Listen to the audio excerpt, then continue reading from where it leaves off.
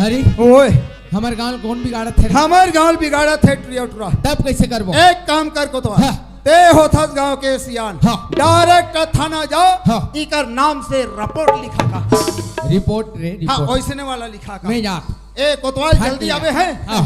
तुरंत ए रुक रुक कोतवाल रुक। कैसे हो?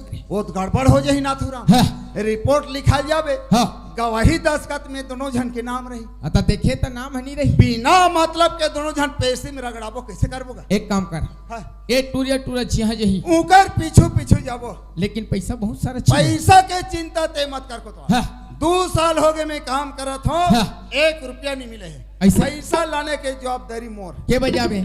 बिल्कुल 10 बजे ओमन ओमन 12 बजे। ठीक है। ठीक चल चल। वो चल चल चल चल चल कोतवाल ते मोला छोड़ के जात हस कोतवाल तोला नहीं देखो तुमला खाल भार पियल भार में तोर में छा मोर आँखें आँखें झूलते नाथुरा। तते रोत हस रे हतरे पोची ही कोतवाल कहाँ? जंगल में रहता हूँ पत्थर में सोता हूँ हाँ तोर याद में मोर नाथुराम हाँ घुलन घुलन के रोता हूँ।